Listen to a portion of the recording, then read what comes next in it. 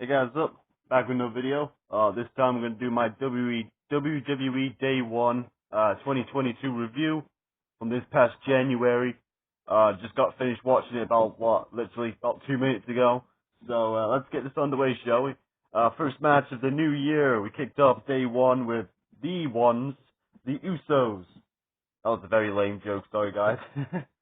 We had the Usos defending the SmackDown Tag Team Championships against the New Day. Of Xavier Woods and Kofi Kingston, that is. Excellent opener. My only complaint is I feel like I've seen these two teams battle 1,000 fucking times. So I knew what I was expecting going in, and it didn't disappoint. But yeah, as I said before, I've seen these two tag teams fight so many fucking times, so that's my only complaint. But apart from that, excellent opener. I thought the match was really good, and the Usos get the win with it debuting their new finish, the 1D. It's basically the 3D, but they call it the 1D. So pretty cool stuff right there. Next match, we had Madcap Moss with Happy Corbin in his corner taking on Drew McIntyre. This was an okay match. Didn't care too much about it. I understand now where they were going with it, but at the time I felt like it was just a waste of Drew McIntyre's time. Like, I feel like Drew McIntyre should have been in that upper end, the upper end card, upper card, close to the main event, not feuding with Madcap or Happy Corbin. And I still believe that. But yeah, this was just the roadblock ahead of where we needed to go. It was basically it was the block to the bridge where we needed to go for the Corbin McIntyre feud.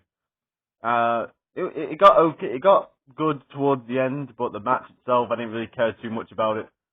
So yeah, next match. We had the Street Profits versus RK Bro for the Raw Tag Team titles. I was slightly disappointed with this match. When I heard this match was up next, I was like, man, this could be a good match because, Street Profits are good. They can put on some bangers, and RK Bro can really go. They can put on some great matches when they want to as well. So I was looking forward to this match. I was slightly disappointed with the match. It was alright. I just expected better, and maybe that's on me for expecting better.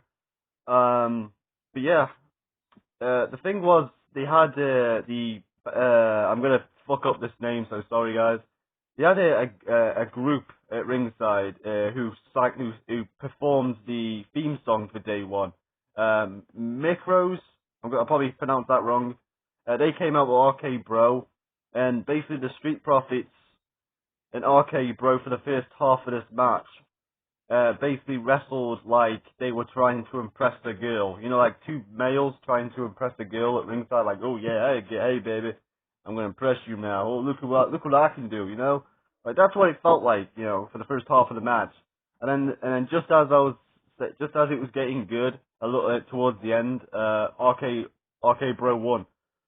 So, and then all four of them celebrated afterwards with the micro. I think probably pronouncing that wrong. Sorry, guys. Anyway, so yeah, a bit disappointed in that one. But we move on to the next match. First off, there was an attack backstage where Happy Corbin and Madcap Moss injured the neck of Drew McIntyre by putting his head into a steel chair and his neck, putting a chair around his neck and basically Pillmanizing it, as they call it in the wrestling business. And injuring Drew McIntyre. So it was a very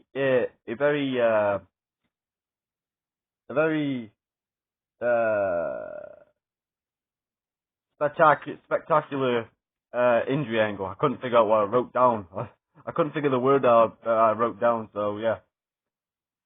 So anyway, back to the next match. We had the Edge versus the Miz, and boy, if it wasn't for Maurice standing at ringside for the entire match, this would be a dud, because nothing against. I was trying to describe this when I was watching the match. I was like, why is usually I'm into Edge matches, but for this one I didn't. I wasn't into the match. Maybe it was because it was against the Miz. But there's been matches where Miz has been in other matches where I've been excited about it. So maybe it's just these two together that I didn't like. But yeah, I thought, like, there was nothing wrong with it, but it was just felt like it was there, and it was there for a long time. This match went about 20 minutes, and it was basically to set up the mixed tag match at the Royal Rumble. Um, Edge gets the win here. I liked the ending with the finish with Beth Phoenix getting involved, but the match itself, I did not care at all about it. I'm sorry, Edge. Sorry, Edge and the thingy, but this match I did not like. I didn't care about too much. Uh, Speaking of matches, well, actually, unlike the next match, which I cared very, very, very much about, um, we had the Raw Women's Championship match. We had Becky Lynch, the Raw Women's Champion, defending the title against Liv Morgan. This match, oh man, it woke me up. It was very exciting. I was very excited about this match in more ways than one. Yeah, these two had a banger. I thought it was great. I had fun watching it.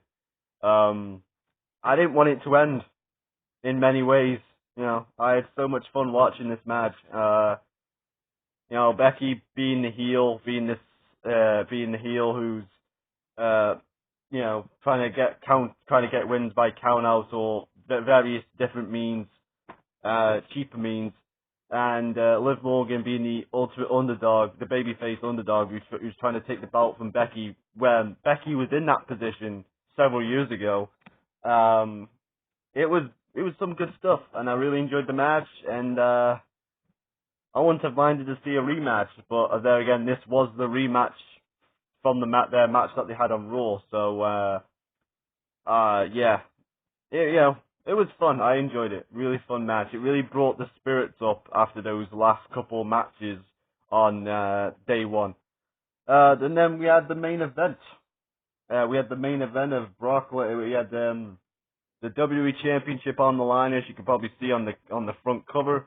We have Big E defending the WWE Championship against Kevin Owens, Seth freaking Rollins, Bobby Lashley, and Brock Lesnar, who was a late addition to the match. Originally, it was supposed to have been Roman Reigns versus Brock Lesnar on day one. But on the actual day of the show, I think it was literally hours before the event, Roman Reigns tweeted out that he tested positive for COVID. So, Brock Lesnar was added into this match. Yeah, it is what it is. It's a real life situation, and it brought a case of craziness around, because it was like that unpredictability of like, oh my god, like what's gonna happen?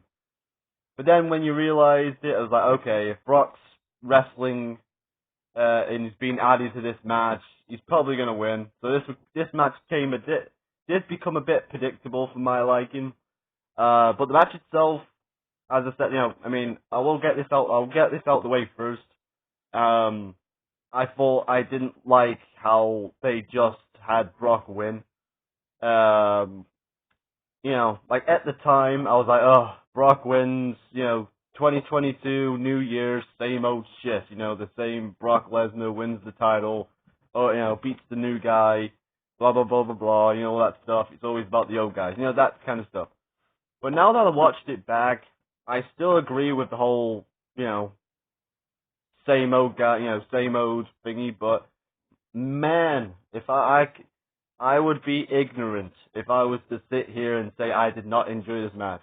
Because boy oh howdy, it was an 8-minute match, but boy did I fucking enjoy this match. It was fucking awesome.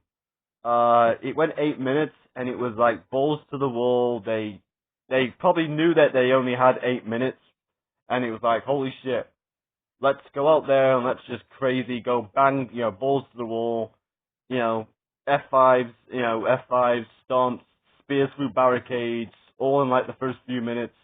Double team Brock, put Lashley through the table.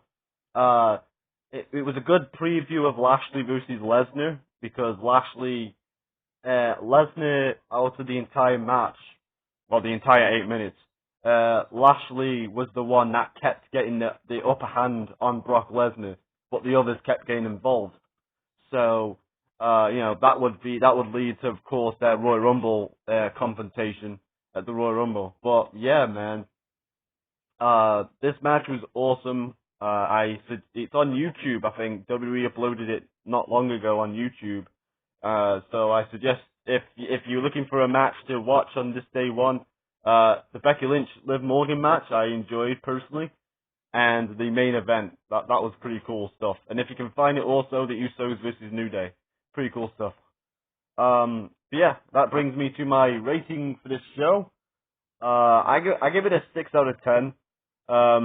For most of the show until the very last two matches, I was thinking, because the Usos and New Day match was great, the opener was great, but the other matches were just like, they just felt like they were there, and, or could have been better in the Street Profits and RK Bros kind of way.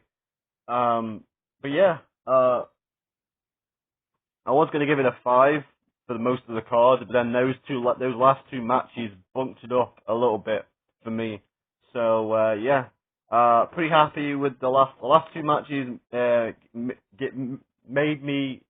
Put me in a better mood when it came to this event, and that's why I'm going to give it a 6 out of 10 instead of a 5 out of 10.